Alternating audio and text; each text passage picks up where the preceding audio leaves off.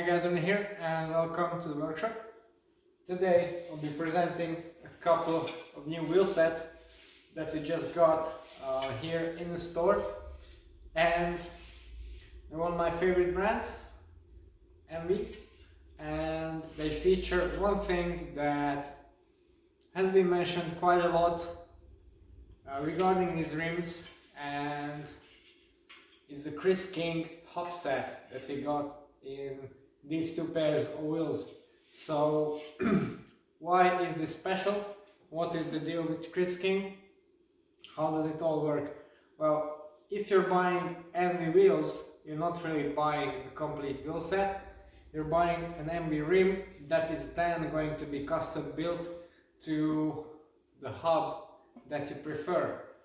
And this has many advantages. Although Enve now offer their own disc and rim brake specific hubs, which personally I haven't tried yet. Most of the time, for most of the builds, I've been using these carbon TI, Italian made, very light hubs, very nice quality, beautifully machined, and I've been really happy with them. And recently I had the opportunity to go also for Chris King, so today I'm going to talk about these hubs a little bit more. Now, if you're into wheel building and fancy wheel sets, then you probably know this brand already. It's regarded as the best of the best, and for a couple of reasons, particularly their in-house made bearings, which are custom and specifically made for these hubs. Then the hub shells themselves, their function, their ratcheting system, it's all pretty unique, and also the warranty and all the support associated with these hubs. So I'm also going to talk a little bit about the rims we have here. So I brought a rear wheel and a front wheel, but these are not a pair. So this is an SES 78 disc, a wheel that I really like, and thanks to Enve's phenomenal engineering, it's so stable that I don't need anything shallower for my road bike. It's also pretty damn light, so yeah, it might seem crazy to call these all-rounders, but they really are.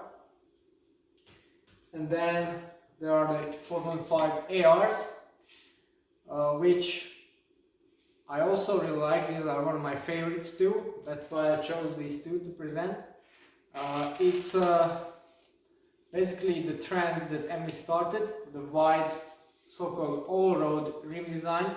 So unlike the 7.8, which is a bit more traditional, this is a tubeless only, super wide, hookless beaded all-road rim. It can take very wide tires while still being aerodynamic, and it's also super light, super sturdy. So basically the most versatile wheel that I have ever ridden and known of. So rims like these truly deserve special hubs. Now let's talk about the specs a little bit.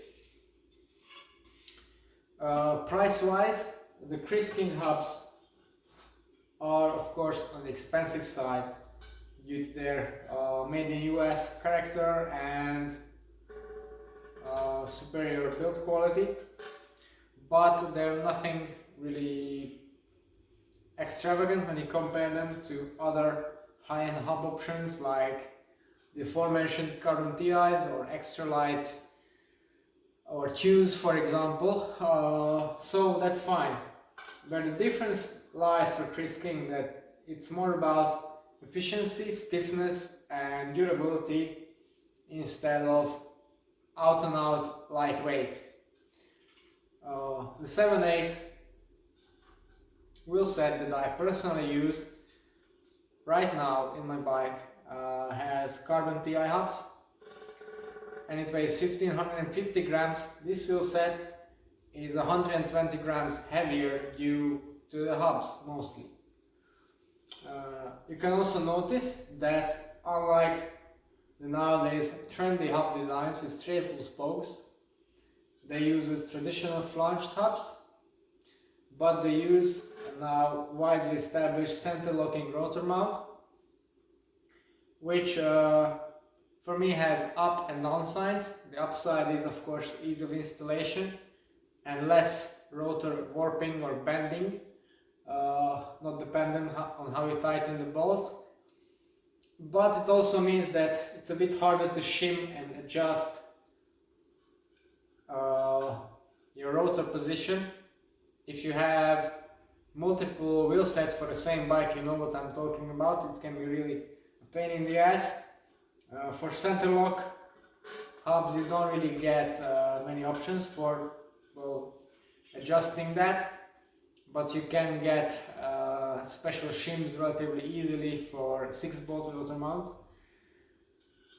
And the other interesting fact about these hubs is that unlike many popular hub designs, the DT Swiss hubs for example, that use an axle on which you slide on some end caps to allow for different axle standards or quick releases, these Chris King hubs actually feature a full-length solid one-piece axle that is designed to provide superior handling and stiffness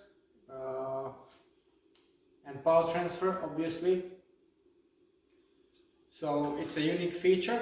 I don't really recall many hubs that use something like this. Most of them, as I said, use end caps to accommodate, but this also means that the hub can be so easily transformed for different standards. But luckily nowadays we have the new, or well, not really all that new, but a standard has been established for these brake road bikes, so that's not really an issue anymore.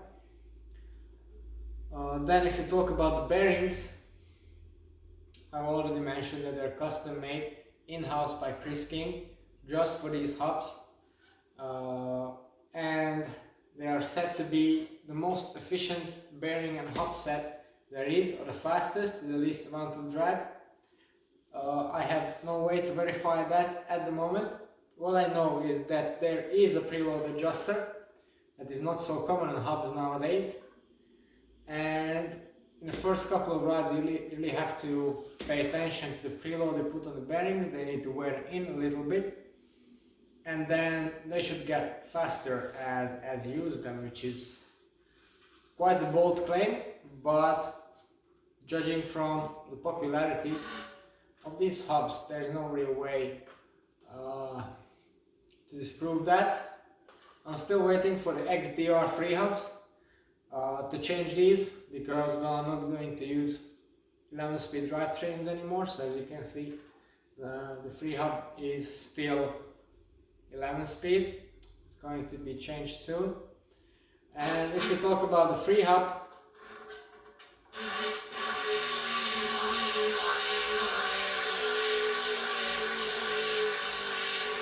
we also need to talk about the so-called and very iconic Angry Bee sound that these hubs make.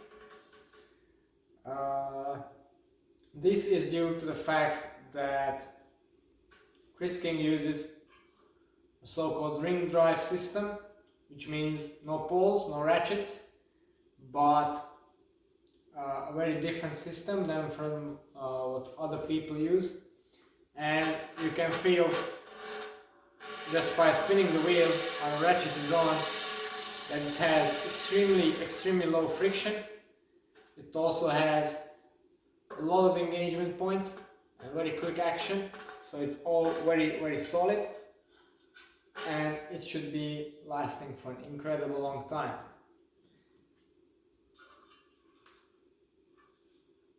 So these are the Enve wheel sets with the Chris King hubs. I'm going to set them up later this week, hopefully when the new free hubs arrive, and then we can use them, test them, and build them up in the bikes with the proper tires, set up tubeless of course, and then I'll be able to report on how they perform and feel compared to the hubs that I've previously used. Okay, so that's all for the day about these hubs. I hope you have found this useful. If you want to know more about the equipment that I use for my training and racing, then don't forget to tune to the channel and subscribe. Thanks for watching and see you next time.